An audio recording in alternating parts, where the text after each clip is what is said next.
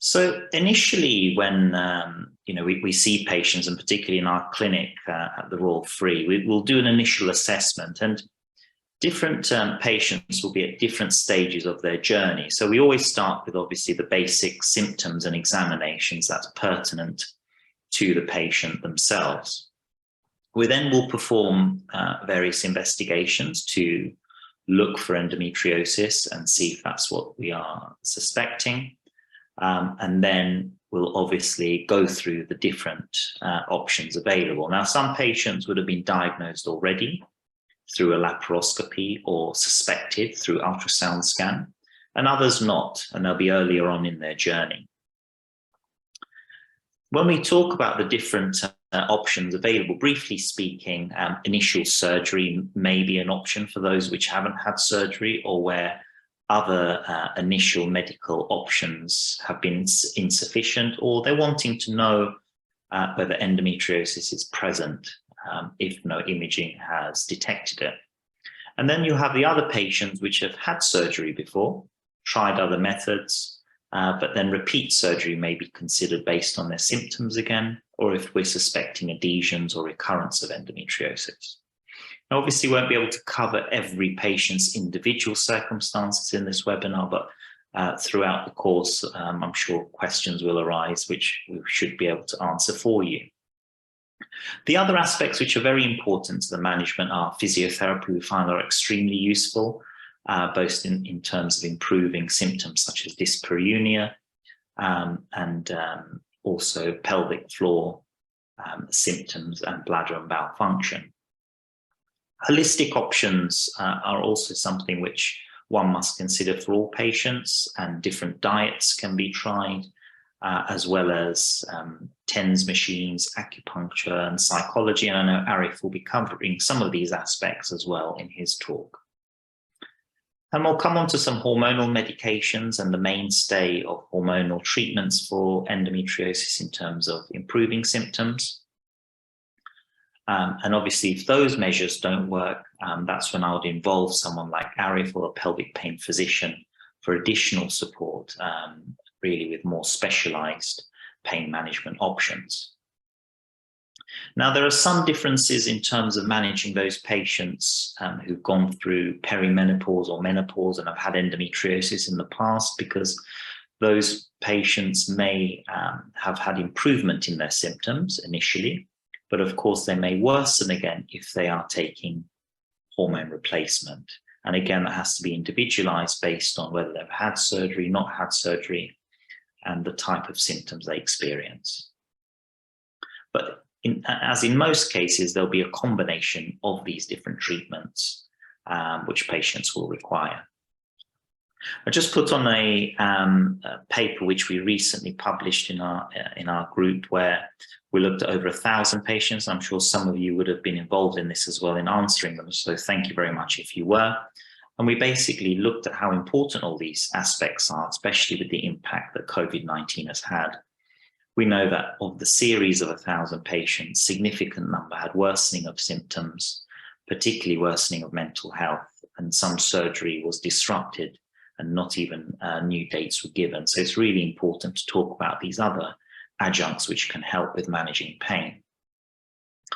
We're all aware of the simple painkillers which one can use to try and help with pelvic pain and endometriosis. And again, as I mentioned, Dr. Ghazi will talk about all the different aspects in more detail.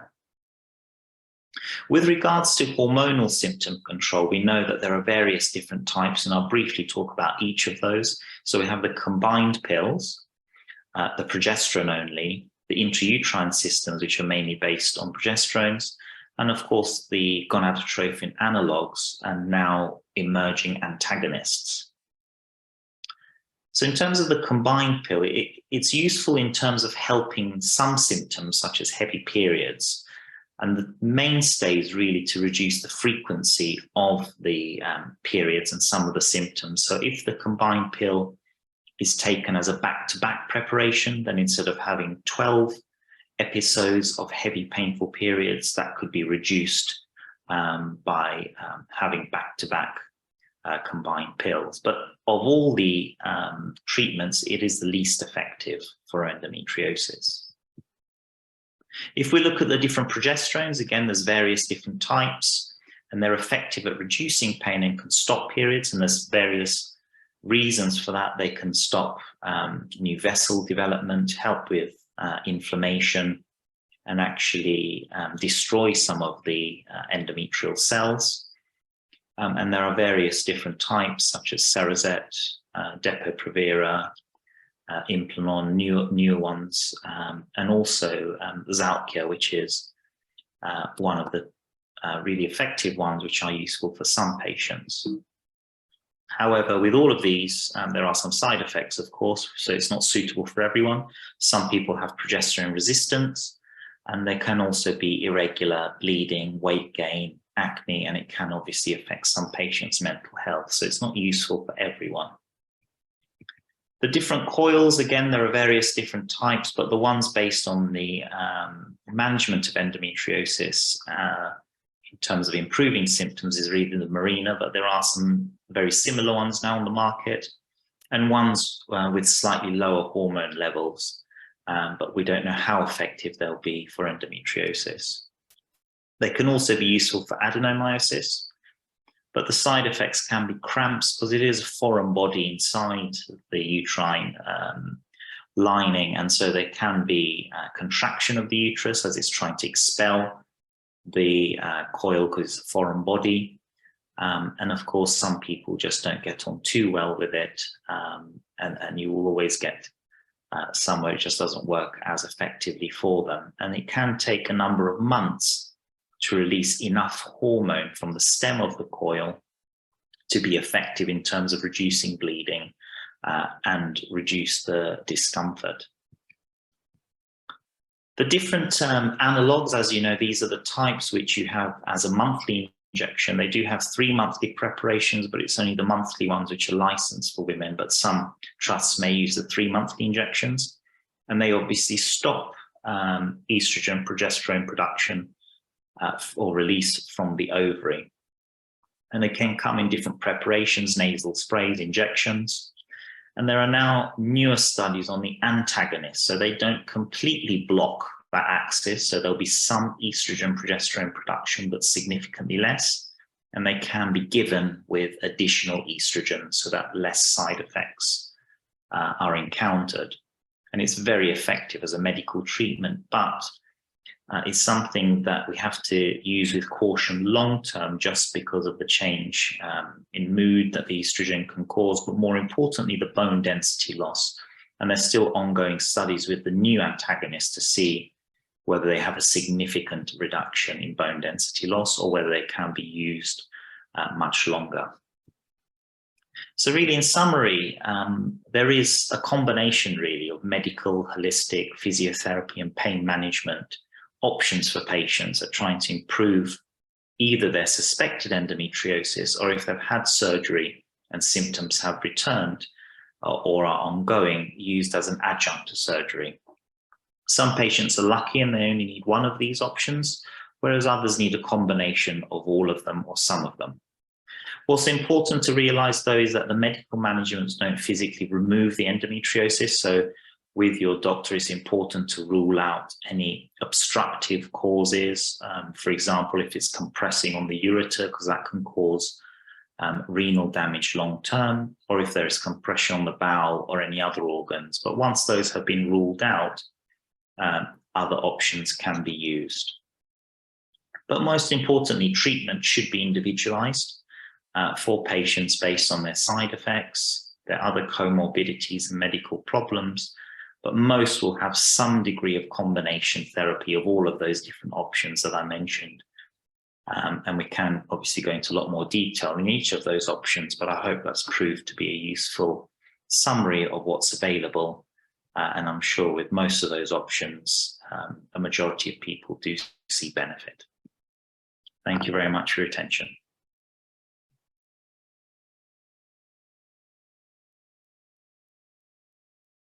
Okay, Arif, now on to your section. Thank you, Fevzi. Thank you very much. I'm just going to share my, sorry, no, I'll just that's the top of that. There we go. And hopefully you'll be able to see my slide. Firstly, thank you very much, Emma and Fevzi, for kindly inviting me to speak. My name is Arif Ghazi. I'm one of the pain consultants, originally an anaesthetist in background at the Royal Free Hospital. So I'd like to briefly, in simple language, talk about chronic pelvic pain. So what is it? Why do people get it? And give you an overview of how we go about managing it and a bit of an insight as to what to expect with the different treatments. It is the management is evidence-based, but it involves different disciplines within our pain service. I'll give an outline of some of the thinking and what's led to how we've approached these guidelines, but I will run through some of these things fairly swiftly and focus a bit more on some of the techniques that we use to manage. So chronic pelvic pain, what is it? It helps to have definitions, partly because of how research is conducted, and it is very much a descriptive condition where it is chronic or persistent pain perceived in the structures related to the pelvis, and it can be associated with all sorts of negative aspects which are listed there. And these are definitions reached in a European Association of Urologists and the International Association of the Study of Pain. And it is often reached, this diagnosis is often reached when there is no proven infection or obvious local pathology that Fevzi has very described. This has been the subject of a number of guidelines in the past, and some of these highlight that it is common. I mean, back in 2009, it was listed as 1 million women in the UK suffering from chronic pelvic pain. Now, I would imagine with better sort of understanding and earlier recognition, that number would be higher.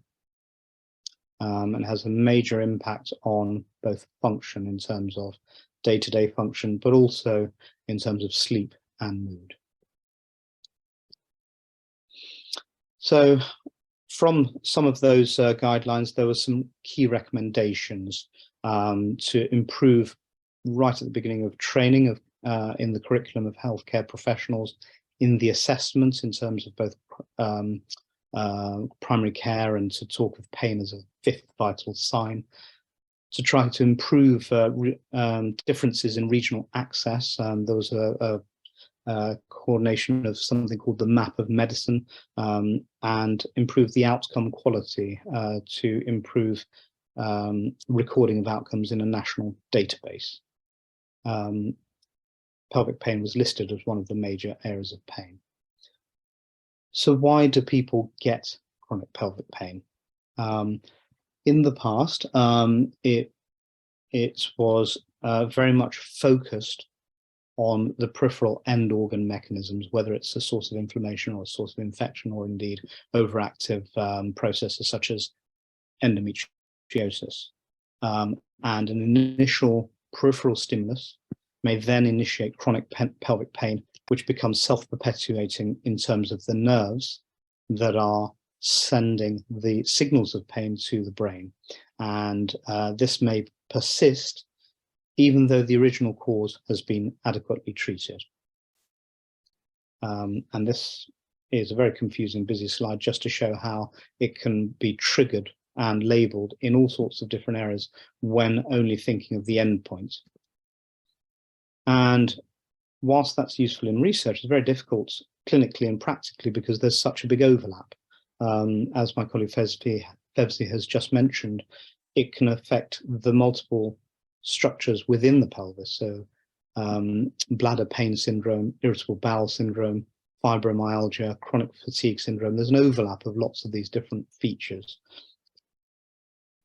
In terms of referral, when we accept referrals to pain clinic, I'm very lucky in that we have a close working relationship with our colleagues. So although these are not hard and fast rules, it's often preferable not to accept referrals when there's an unclear diagnosis, pending early investigations and planned early surgical treatments. However, I'm mindful of the length of time it takes for patients to present with this. So we don't always insist that all investigations and treatments are finalised, and it's often a working relationship with my colleagues, such as Fevzi. And so now I'll spend a little bit longer on how we manage it, particularly on some of the aspects such as the psychological investigation, psychological input that people may not be familiar with. So who are we in the pain clinic? We're often the last in the line of a long line of specialists seeing an over-investigated patients. My team consists of doctors who are specialists in pain medicine, specialist nurses, physiotherapists, and clinical psychologists. We also have input through multidisciplinary team meetings from specialists in gynecology, urology, input from general surgeons, gastroenterology, and this all is part of the framework of a specialist centre, such as that which we have at the Royal Free Hospital. So what causes the pain? Well, you can have, as I alluded to, pain stemming from the nervous system, neuropathic pain, where it's spread from an initial trigger peripherally, and then how it's managed centrally in the brain as receptors from throughout the pelvis. This will have a negative impact on the function of those structures in the bladder, the bowel, activity, sexual function. It can be treated with surgical intervention, but sometimes part of the normal process of healing can give rise to ongoing activated nerves. And within the pelvic floor muscles, increased activity of the nerves and causing hyperalgesia, and in the muscles causing spasm. And this can have a direct negative behavioral patterns such as avoidance and secondary disuse of the muscles, anxiety, catastrophizing, which is a term used to thinking that the worst case scenario may happen, hypervigilance when people are scanning and mindful of any triggers or movements that may result in pain. And this can have a negative aspect on all areas of life, such as work, relationships, fertility, and family, and have knock-on effects on psychiatric, such as depression. So part of the role of clinical psychology in managing chronic pelvic or urogenital pain is focusing on explanations, giving guidance on self-management, and facilitating that. So just looking at a study of the pain, it is really important that we sort of pay attention to what the patient's experience is. So this was a study looking at people who had an experience in pain and how they felt after their consults. And there were some real common features where people often felt that clinicians were not taking them seriously, didn't wish to tell them the true outcomes. The conditions like endometriosis are not taken seriously, like, say, prostate cancer or other types of uterine cancer. Patients thought to be magnifying it in their mind and being seen as hypochondriac. And so, as I've listed, the explanations can be very helpful in then having to make strides forward in terms of living with this type of pain. Knowing the cause reduces some level of uncertainty. It reassures people that it's not something worse like cancer, gives a sense of understanding and making sense of the symptoms, And people may not wish to take on all of the treatment options, but it's very reassuring recognizing that they're not at the end of the line and that there are some treatments available. And often being able to share that with their family. And this is something looking at other sort of questionnaires with patients before and after their consultations, and these were similar key themes. So what are the techniques used? So cognitive behavioral therapy and other psychological treatments. So it's a great, firstly, discussing and outlining what their fears are, pain triggered by sitting or sexual activity, and then with the patient's one-to-one sort of involvement, a graded exposure to those fears. Taught to recognize these catastrophic thoughts of how sitting or the lead up to sexual activity might trigger these, and how to modify these types of thoughts. And it's, you know, people don't always suffer alone. I've alluded to how it has a very important impact in families. So often we would invite the partners at certain points to be involved in the communication. And also techniques such as refocusing the attention, distraction, relaxation. I apologize, I'm conscious of time pressing on, so I'm just going to go through a few more of these latter slides slightly more quickly. But it's just focusing on certain types of behavior which may compound the disability, the avoidance, the guarded movements, and always having contingency. For example, people may be fearful of going out unless they know where the nearest toilet is, and planning their journey according to that with public toilets. Focusing on you know, the unhelpful beliefs, fears of the poor prognosis, and that nothing is available to help. So this is, I've alluded to male, but obviously this is for a talk on female endometriosis group. So people would be in an selected female group. It's done over an 8-week program of up to a year follow-up, and it's led with clinical psychology, physiotherapy, nurse, and there may be some input from medical inputs giving explanation, but minimal. The importance of some of these physiotherapy technique is to restore normal function. So people are not always aware of the structures in their pelvis, so learning to locate and relax them sequentially, stretching, pacing, goal setting. There are a variety of medications which are used. Some can be helpful, some are associated with a number of side effects which can affect concentration and function, and may compound some of the bowel sort of problems. So all of these are individual and constantly reassessed. There are a number of injections, so interventions that can be done. These are often done by me in the operating theatre with sedation and X-ray guidance. And increasingly, there are more specialised techniques such as neuromodulation, often at specialised centres such as UCH, such as a nerve stimulator. I'm going to go through this quickly because this is just images on how these might work. A stimulator is, rather than a single injection, having an implanted device, rather like an internal TENS machine, which is thought to stun the nerves over a period of time. And this is a very specialized treatment.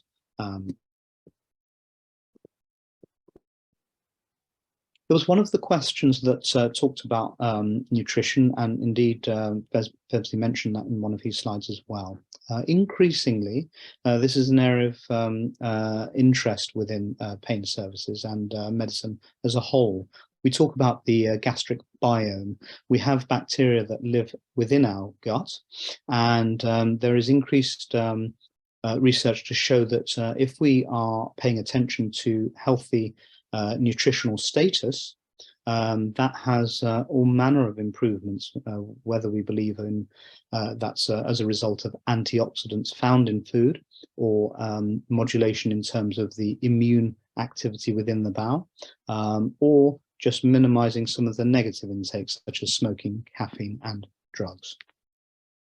But it's not just simple case of food. It's also about all the other things that are associated with food.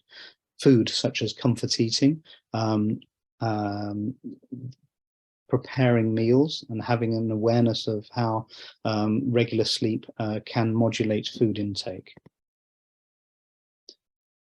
So some of the information here was kindly given to me by members of my team, Nora Thompson, who's one of our pain physiotherapists, and my colleague Lucy Ward, who has a special interest. But this is just to give you an overview of some of the things that are discussed in our pain management program. I'm going to finish there, just so that we have a little bit more time for discussion and questions. Thank you very much for your attention. Thank you. Thank you. And I'll start with so the questions from the pre-sent questions. So the first one is, so if pain is making you sick, what process would you go through to managing that?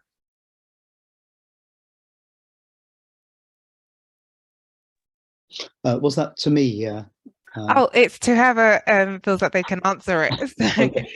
So, okay. In terms of the nausea, so sickness can either be directly the nausea or feeling of unwell.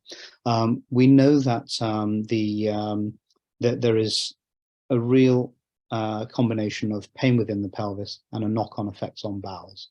That may be just a functional effect because of the nearby nerve innervation.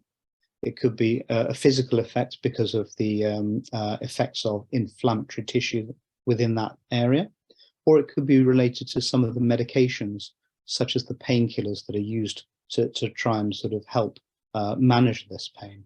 And so often it's really important to speak with the patient, find out their individual circumstances, the background, whether they've had previous surgery, how well the underlying condition is controlled, and then talk about the different things. It might mean modifying the medication. It could mean doing some of these nerve blocks.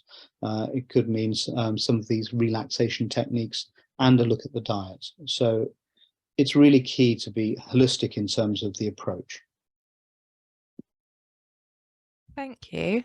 My next question from the Q&A function is, if someone's dealing with pain and exercising, even when on medication, what would be suggested? What would be suggested?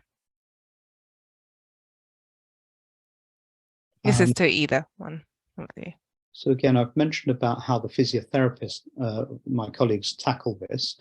So a lot of it is, it may be triggered by the exercise. So again, one may need to modify the types of activity that trigger the pain, but also it's about recognizing the structures and locating them, and then doing focused relaxation work, because it's not an immediate answer that pelvic floor exercises is for everyone, because that may not be possible. But part of it is having that awareness of things that trigger it, not just the physicality of the movements, but also the anticipation and therefore the sort of negative thought pattern that is associated with it. Just qualifying what I've said, I'm not suggesting it's in people's head. For example, if the last time you had a vaccine injection, it was done by a skilled clinician and it caused no pain, then when you're asked to come in for another vaccine, you won't really have any fear because you've had a good experience. Whereas if your initial experience was very, very painful and you felt awful afterwards, then it's understandable that your next sort of visit to the doctors may be filling you with dread before you've even walked through the doors. Thank you. This is a question for you, Fevzi. So this person wants to know, how do you get doctors to see that you're in pain? So I guess it's if you go to your initial appointment and you aren't being listened to. Yeah, I think that's an interesting question. And, you know, as doctors, I mean, what we should be doing, and what I like to think I do quite effectively, is really listen to patients, as you said, and you know, take what they're saying as true, because we do know that pain is not there all the time. It does fluctuate and come in flares, which is the nature of endometriosis especially. So it's quite reasonable that a patient doesn't have pain all the time, but should be believed that they have pain, and really eliciting that history as to when the pain comes. If you think that your doctor may not appreciate everything, that something that's quite useful is a pain diary, and bringing that in to show your clinician, when the pain does come on, are there any triggers? Is it related to your period? I think is quite useful to help reach a diagnosis. And most clinicians will indeed, listen to patients and take that on board, because, like I said, we know it's not something that's present there all the time. And even if it is, it may not necessarily be recommended that you go when you're in a lot of pain, to an outpatient, for example, because you'll be distracted. So, I think it's important to, tell your story and have a pain diary. It doesn't necessarily need to be when you're having the worst symptoms. Thank you. My next question is, so this person, so their daughter, so they've been told that their endometriosis has been removed and was mild, but they're still having monthly pain and being admitted to hospital, and also like vomiting. So why would this be the case if everything had been removed? So I think of something that both myself and Arif have covered, really, in the sense that there are some patients which you remove that disease or that stimulus of pain, and they are quite well, and they've done well with it, and they may not need much adjuncts. But there are some patients where they've perhaps had the endometriosis for some time. It may have affected some of their pelvic nerves, and that irritation and stimulus may be ongoing. So it is something that's not too uncommon, and we do see it quite often, that people will have varying degrees of symptoms, even if everything has been removed. I'm not sure if Arif wants to add anything to that. Yeah, I'd support and agree with everything Fevzi has said. The trouble with nerves is they don't behave in a very rational way. The easiest way to think of that is if you were to sit down on a chair, say a hard plastic chair, for a period of time, and your leg would eventually feel as though it's gone to sleep. If you were to stand up and remove the pressure from that nerve, you don't immediately get a sense of normality in your leg with a normal return of sensation and strength. And this is the case with nerves. So once someone has surgically treated the initial trigger, the nerves do not automatically reset, rather like rebooting a computer. They may still be giving a signal to the brain that whatever trigger is still there. And that process may naturally occur without needing input over time, or it can be accelerated with some of these medications and these various techniques, such as pelvic floor exercises. So when we're doing those, the intention is not really to build up strength. Think of it as if you were to knock your knee against a table, the action of rubbing it helps to sometimes take the pain away. And the action of some of these pelvic floor exercises is that the movement of tissues against one another is actually rapidly desensitizing those sort of triggers for the pain, and that's why that can help. As well as any deconditioning that came about as a result of pain. And I'll just add one thing to that in terms of, I wouldn't be disheartened if that's happened, because there's still positive that's gained from having your surgery, such as A, reaching a diagnosis, and B, you obviously stop it from progressing in the site that it was in. So again, that is helpful for long-term management. Thank you both. So this is a question to both of you. How do you manage pain for thoracic or diaphragmatic endometriosis? So that's another area which is currently being, studied more so now than it has been in the past. And the thing with thoracic endometriosis is that it's not as common as pelvic endometriosis or endometriosis in other sites. So we haven't got a huge database in terms of how patients respond to treatment. What I would say, though, is it may be present and the patients may not have any symptoms. I saw a patient earlier on today in my clinic who had diagnosed thoracic and diaphragmatic endometriosis from a previous laparoscopy, unexpectedly. And she has no pain at all and didn't even know it was there. And by treating it, you may induce pain because you're suddenly going to create a raw surface where there will be fibrous tissue and adhesion formation. But I think if there is definite pain that's cyclical or in that right upper quadrant or in the site that you'd expect it, then surgical excision may help. Furthermore, hormonal medications will still respond to the tissue in those sites.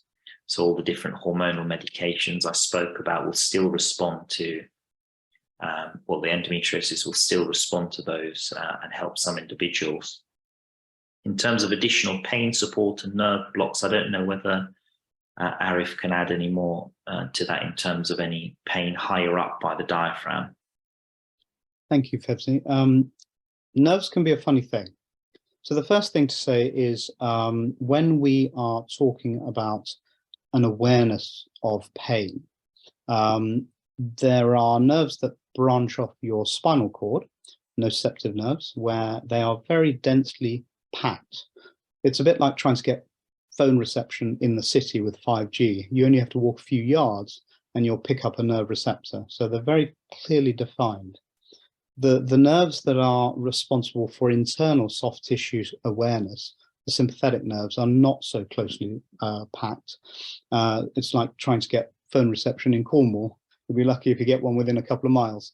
And even though the structure that is causing the pain may be in the thoracic area, it's not always easy to pinpoint where that pain is coming from. And people may come to you and just describe a very non-specific area of pain.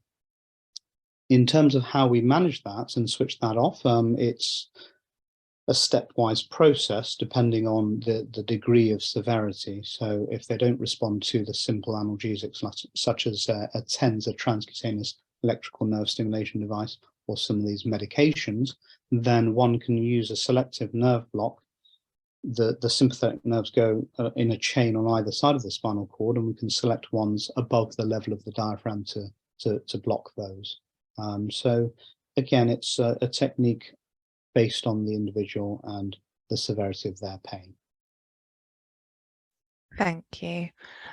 So does methylenic acid have any effect on ovulation or conceiving or miscarriage? So mefenamic acid is a bit like a non-steroidal, a bit like an ibuprofen. So it can be treated in similar ways when you look at side effects. And what we do know is that in pregnancy, when a patient is pregnant, for example, we tend to avoid non-steroidals, especially in the latter half of the pregnancy, because of renal impairment and other congenital issues that may arise from its use. It's a bit unclear in early pregnancy in terms of the side effects when you risked and developing fetus, but I would tend to say, when we know that a patient is pregnant, we tend to avoid using it. In terms of causing miscarriage, some studies have suggested it may do, others have not. It's not quite clear whether it definitely causes that. But in terms of preconception, it's fine to use. But if you find out you're pregnant, I would just say stop it at that stage would be my advice, just because it's unclear. Thank you. So The thing I would add about that group, Emma, is it's perfectly reasonable as a medication to use, but one has to bear in mind that a side effect of non-steroidal anti-inflammatory drugs is they can affect the body's ability to stop bleeding, and so it can make periods a little bit heavier, but it's a balance, and I think if that's effective for relieving the pain and it's readily available, then that's the one I would always choose. Thank you. How effective are TENS machines for treating endometriosis pain?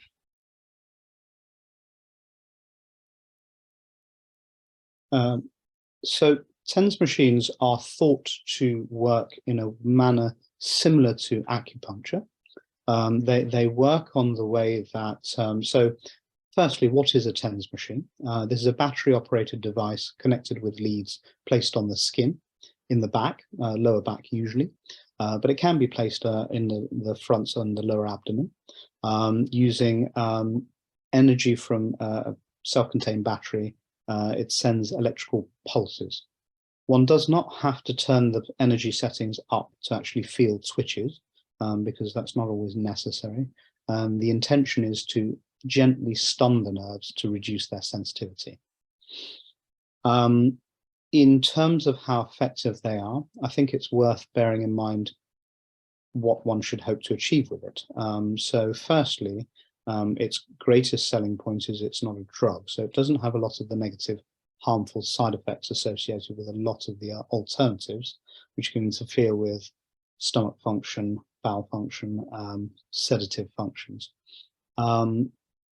It also has direct muscle relaxation effects and distraction. So that's where often during the day, it can be used quite successfully combined with other medications at the beginning or at the end of the day.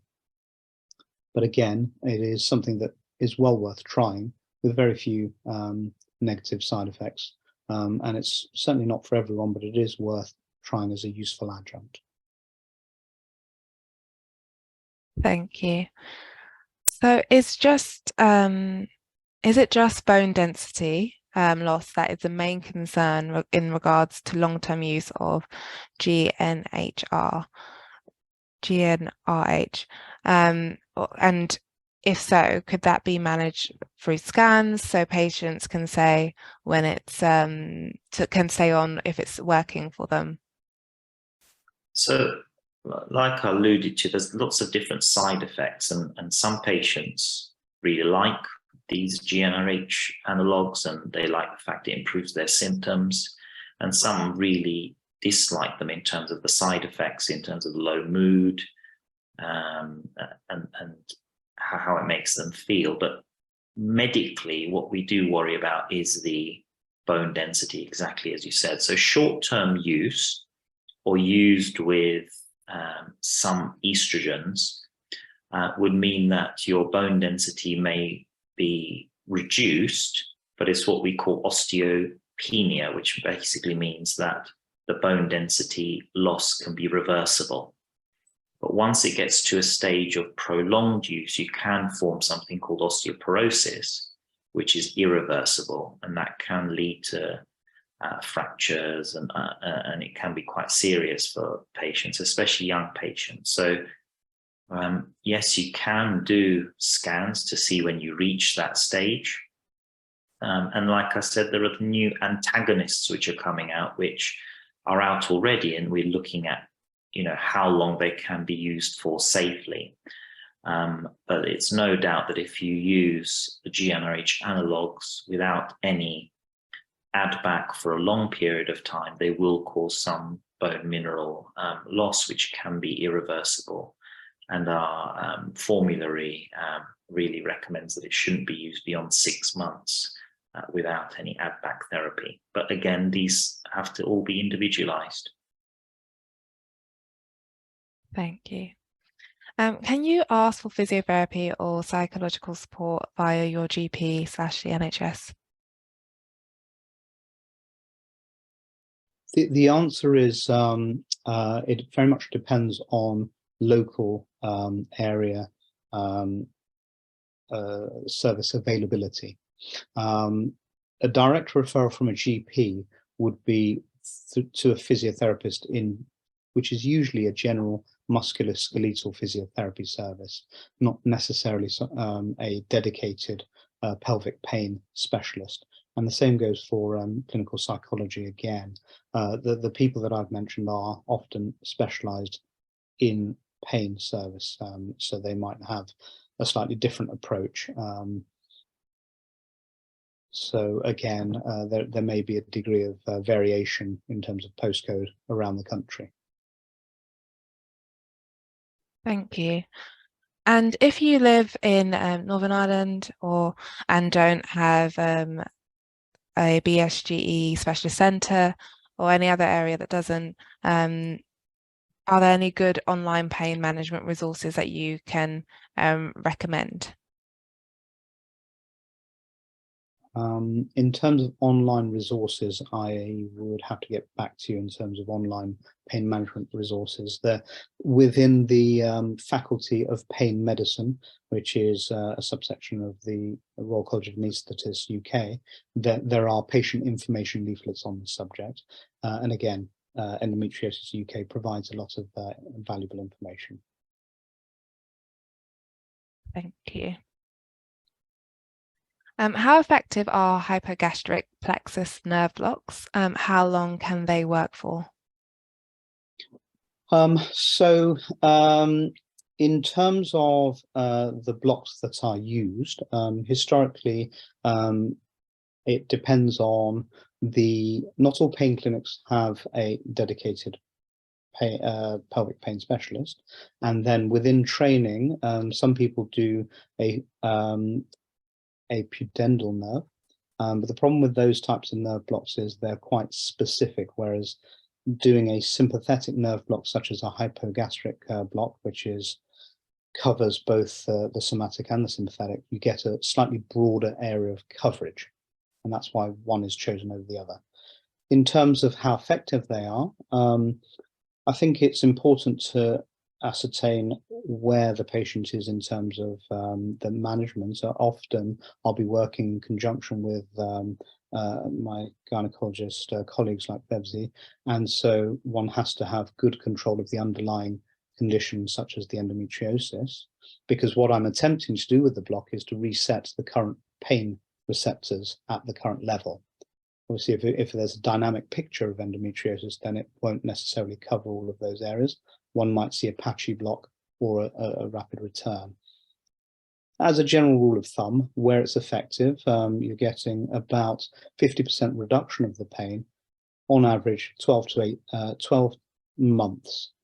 It can be repeated using a procedure where you burn the specific nerves, and that can last many years, but one tries to avoid those types of destructive blocks, depending on how well the underlying condition is managed. Thank you. How can you tell the difference between pain caused by endometriosis and pain caused by adhesions? It's actually quite challenging sometimes to know what the stimulus for the pain is. I mean, in terms of how I would approach that is, we can look at where the endometriosis has been treated if they've had surgery and where the sites were.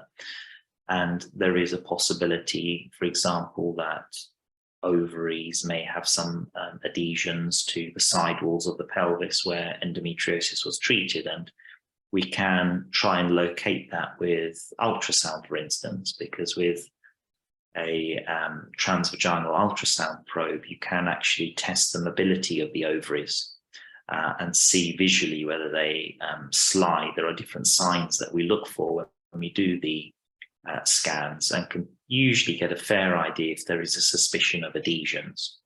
And if there is, and it fits in with the type of pain that they're having, then we can talk about various management options for that, but it's not always clear. Other modalities that can help us sometimes MRI scans. So again, if there are dense adhesions of bowel or the uterus to the anterior abdominal wall or different areas, and that can sometimes be picked up on both ultrasound or MRI. So I think a thorough investigation, listening to the history and knowing what was done in previous surgeries can point towards adhesions as being the cause. But again, it's not always quite clear, and one must talk to the patient in terms of how best to manage it, whether you go down a medical management option first, if that hasn't tried, before resorting to repeat surgeries.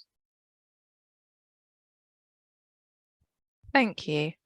And could you please advise the best pain management medication for nursing mothers? I guess that would vary from person to person. So maybe pain medication that you shouldn't have when you're nursing.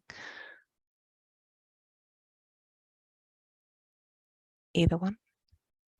Generally, so nursing mothers who might be breastfeeding, one would try to avoid agents that cross into breast milk that cause sedation, and so strong medicines related to morphine, the opioids, even though they are at very low concentrations in the mother, because of the way that they are handled differently by a newborn, that they would cause a greater build-up and a negative, harmful side effect. And generally speaking, one would try to avoid any of these sort of sedative medications. So starting with sort of things like TENS or some of the less sedating combinations, such as a low-dose cocodamol or low-dose tramadol, moving on to the nerve type medications. The least sedating of the antidepressants would be something like duloxetine. But again, it would depend on the circumstance of both the mother and the age of the child.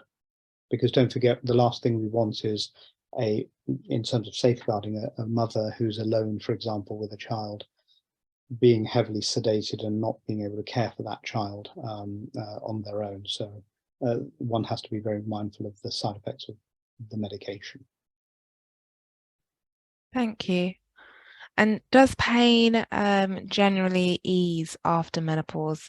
And how would you know if you're in perimenopause whilst on hormonal treatments? So after menopause, obviously the estrogen and progesterone production is significantly reduced. Sometimes you can get traces still produced, but most of the time it's quite low, undetectable in some cases. And so you'd expect and do see that in the majority of cases, if it's purely down to endometriosis and nothing else, and the pattern during the premenopausal stages of their life, whether you're getting pain during the periods and pain leading up to the periods, then you'd expect that to improve significantly. The only caveat to that, of course, like I mentioned in the talk, is that a lot of patients now rightfully want to take HRT to avoid the symptoms of menopause. And by taking HRT, that can reignite the endometriosis and adenomyosis and still cause some pain. But hopefully it wouldn't be as bad, because the doses of the estrogen and progesterone wouldn't be as high as your body would normally have been producing it when you were premenopause. But yes, giving HRT can flare up endometriosis in some cases.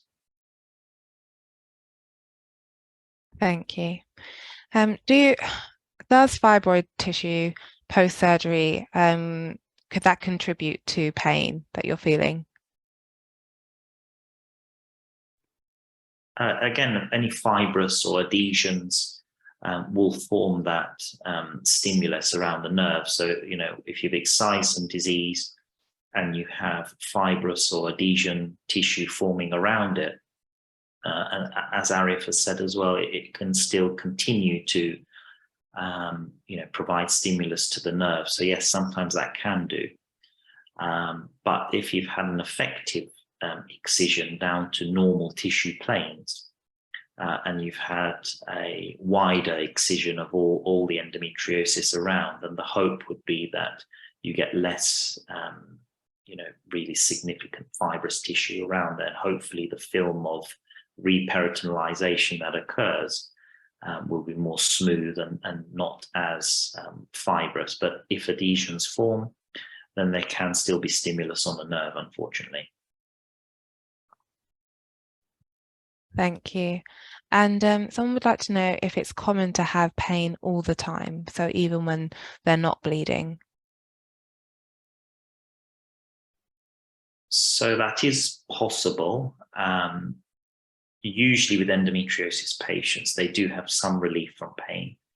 But we know, again, that these things are individual, and they may have a background pain that does flare up with their period, but some people do, yes, have pain a significant amount of the time. But what's important is in those cases that all other causes are excluded, and thorough investigations performed to look at all the causes and not just assume it's endometriosis and nothing else.